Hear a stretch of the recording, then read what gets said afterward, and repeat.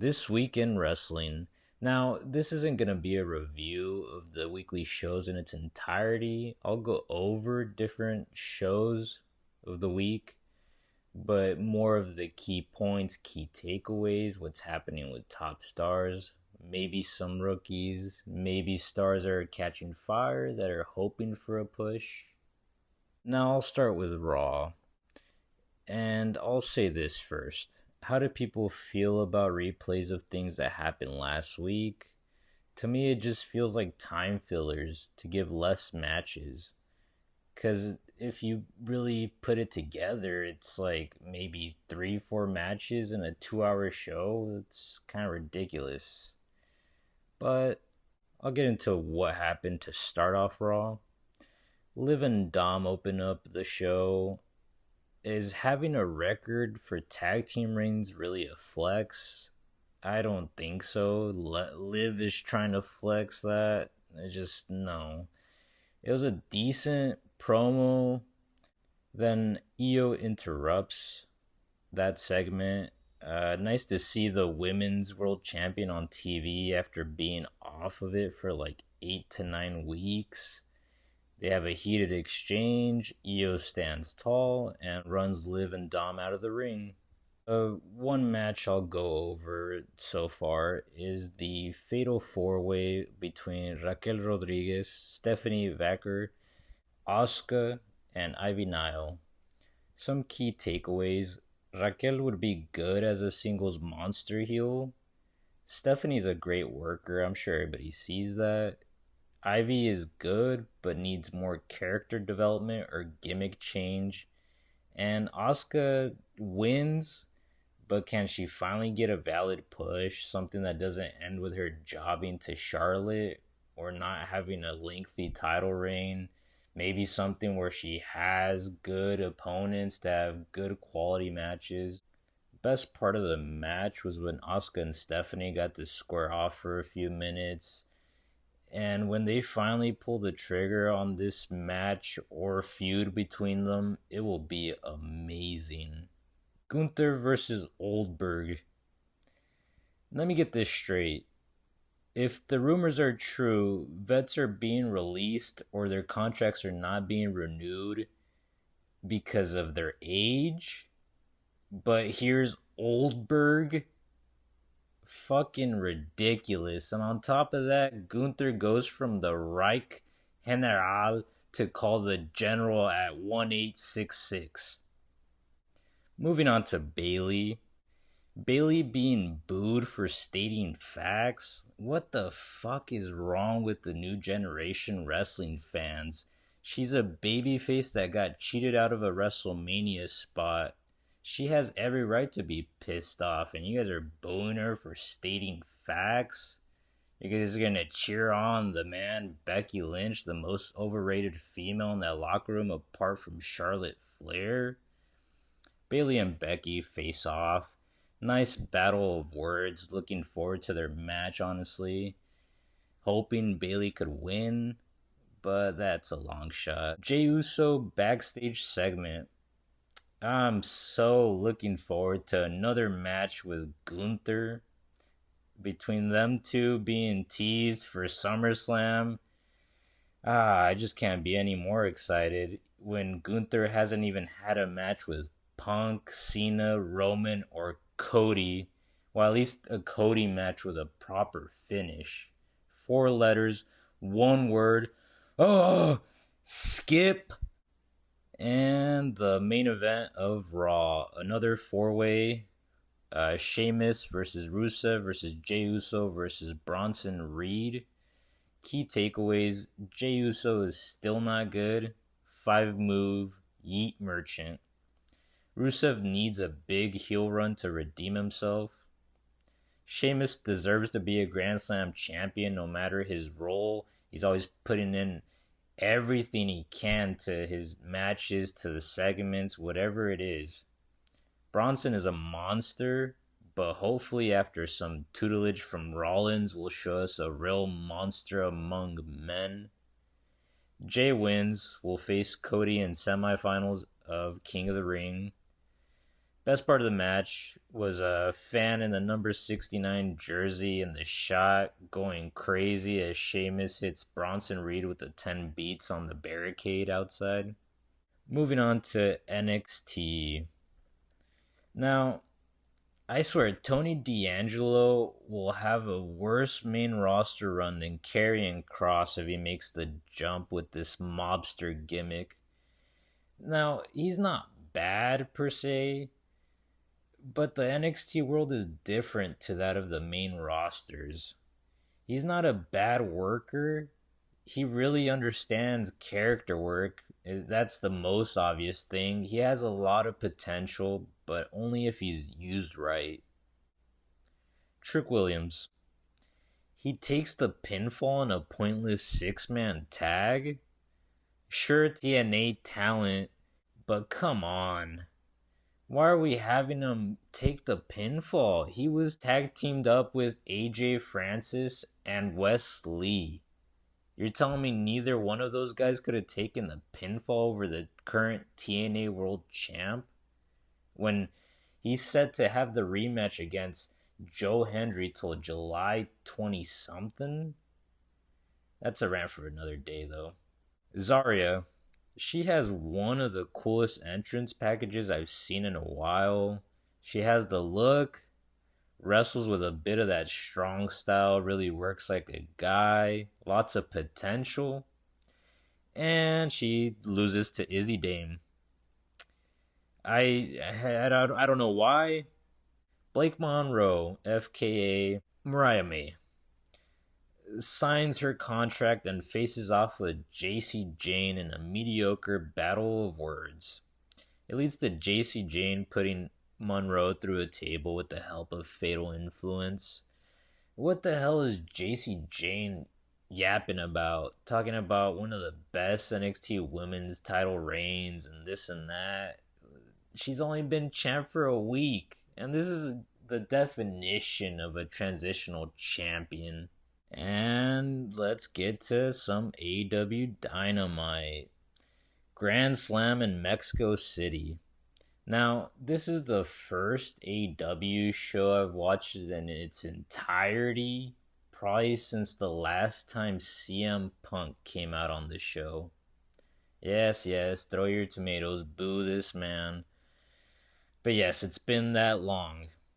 And it opens up with Adam Page promo in Spanish, which was great. As much as I talk shit about Adam Page, it was unexpected, and I respect him for that. And on top of that, he's putting over hardworking Mexicans in his little promo in Spanish. Hell of a message that people united can change the world. It's a beautiful message, eh? But I still don't think he's that good. He shouldn't be the one to beat Jon Moxley. And Okada versus Mark Briscoe. Good chicken shit heel work from Okada. Just casually walking away on the outside to avoid Mark going for a suicide dive. Okada might work a slower style. And you guys can boo and throw tomatoes again. But it's not as bad as Jim Cornette says. Yes, Jim Cornette's words. He says that Okada works a geriatric style, that he hardly moves, that he's so slow that even Cornette himself could probably move quicker than Okada in the ring at this point. But that's a load of crap. Okada, he might be just trying to preserve what's left of his body, but he's still putting in good work, and I'm looking forward to him versus Kenny Omega at All In. MJF versus Mystico. Great manager work from MVP, yelling at MJF to focus on his opponent instead of the crowd. You know, it's a nice touch because managers don't even know what they're doing anymore. They're just out there just to be ringside.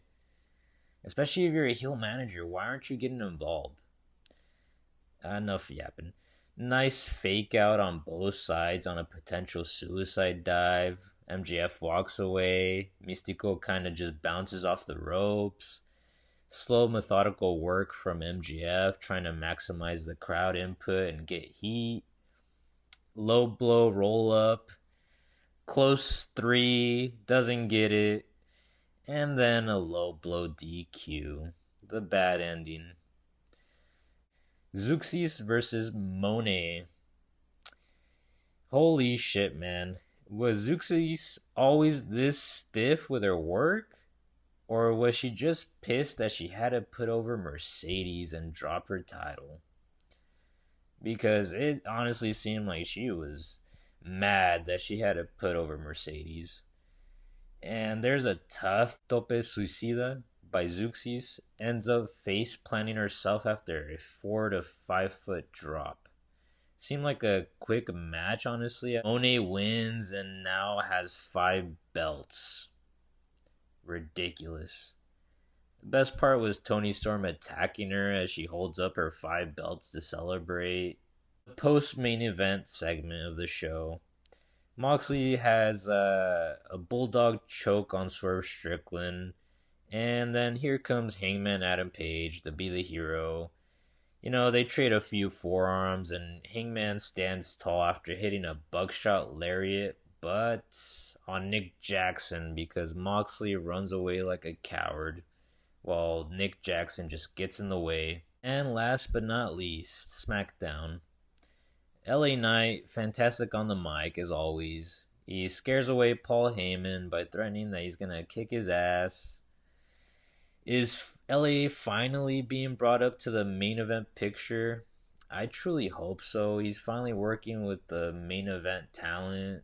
He's getting around Bronson Reed and Braun Breaker. They might not be on that level just yet, but they're in a faction with Seth Rollins, so close enough. And he's getting to stand out there with Paul Heyman. The semifinal match for Queen of the Ring, Asuka beats Alexa Bliss to advance to the Queen of the Ring finals. And I'll say it again, let Asuka finish her story. She's always given good pushes, but they always let her down when it matters the most. Can she finally be a dominant champion that doesn't end with a short reign or a job to Charlotte Flair? She has the potential to put on great matches with anyone. The final four of the King of the Ring have a battle of words. Cody Rhodes, Jey Uso, Sami Zayn, Randy Orton. As far as I'm concerned, Sami finished this story. He beat Gunther for the IC title last WrestleMania when it clearly should have been Chad Gable. Then he gets a wholesome win at Elimination Chamber in Canada this year. Randy versus Cody in the finals for King of the Ring would be great. Most likely a screwy finish, but it'd be nice to see. Jey Uso, as much as I talk shit about him, he shouldn't lose to Cody in the semifinals if he really is going to face Gunther for the World Championship once again at SummerSlam. Moving on, semifinal, Randy Orton beats Sami Zayn to advance to the King of the Ring finals. Now we just gotta wait for Monday Night Raw to see if Cody or Jay wins. If we're being honest, Tiffany Stratton hasn't done much since WrestleMania, but a last woman standing match between her and Nia Jax for next week should help her stand out more or lead to a Naomi cash-in. And now there's a possibility they're teasing that Alexa Bliss and Charlotte Flair could be teaming up. It's a good thing. We're in an era where tag teams are so scarce for either division. Why aren't any promotions focusing on tag teams? It is dying. There's no tag teams at all, except for the tag team champs and maybe one or two other tag teams that they have faced off against millions of times by now. Jacob Fatu is a star, and it's nice to see what is clearly a meteoric rise to the top, and I can't wait for him to be in the main event picture. He truly deserves it. Later on in the night, we get a video package to hype up Julia versus Zelina Vega. Their US title match between them is going to be next week on SmackDown. And I'm hoping Julia wins She's a star in the making. She is so talented, and I'm sure she's going to show that next week. And the main event, Cena versus R-Truth. It's a typical Cena TV match. You know, he gets beat down. He starts making a comeback, except it's more heelish now. And it ends with a DQ. Am I really surprised by that? Not really. It was that or Punk interferes, causes the DQ. But speaking of Punk, post match, CM Punk comes to make the save for R-Truth. Cena beats him down, hits him a few times with the belt, AAs him through a table, and Cena does the unpredictable thing, cuts a pipe bomb. Now, it was a great promo, awesome callback to the original pipe bomb, the parodies of lines Punk said then versus now, looking back all these years.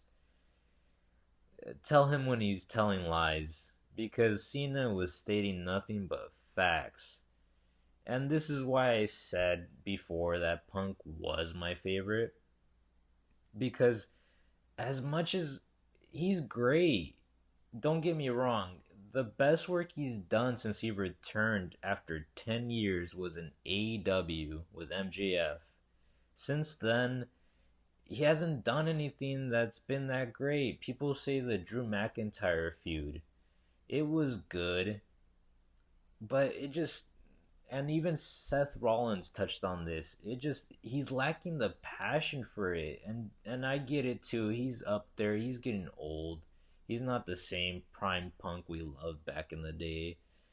But if we're being honest, the only reason he returned was a big paycheck. You can't tell me otherwise. 10 years? If you love wrestling that much, you would have gone back to any promotion, worked your way back up. Hell, he could have helped start AEW with Cody. But then he returns to WWE for another big paycheck. But I'll stop yapping about Punk, because he's still going to be great. He's still going to be a Hall of Famer. He's a legend. Now, after watching what is roughly about, give or take, 7-8 hours of wrestling, it's crazy the ratio of ads to matches time wise, especially in WWE. The ads are probably more time than the matches combined. And on top of that, the entrances take up more time than mostly everything on all these shows. Why are we still showing full entrances for everyone? Especially in AEW. When you're having multi-man matches, maybe show the entrance for the key name, the marquee name, whoever is a star. Don't show all of them. You're taking up way too much time. But I will give AEW this. When it comes to putting out wrestling matches, and yes, I mean putting out matches, they are consistent. WWE is running into a problem where it's like, 3-4 matches per show on a 2 to 3 hour show. What is that? Why are there so many talking segments and backstage segments, and then you get recaps? You get 10, 15, 20-minute recaps of things from the previous week or things that happened long before that. I don't mind if it's been 3-4 weeks and you're just trying to remind them quickly, but when you drag on a whole video package for 10-15 minutes of just replays, it's fucking ridiculous. At least AEW doesn't have that much downtime between matches. Sure, the entrances, they show them, but WWE does the same shit. At least AEW gives you bang for your buck. They're giving you plenty of matches. Even if you don't know the names, they're giving you product. They're actually making the effort of putting together more matches. Not just, we're gonna do this match because we wanna. Oh, we want to do a fatal four way because we want to save this one-on-one match or so and so against so and so. We don't want them to go against each other just yet. We want to drag it on. We can't give the people what they want. We want to hype it up for 3 to 6 months before we give you their first match. But I'll leave it at that. That's enough yapping. This has been this past week in wrestling. See you next week.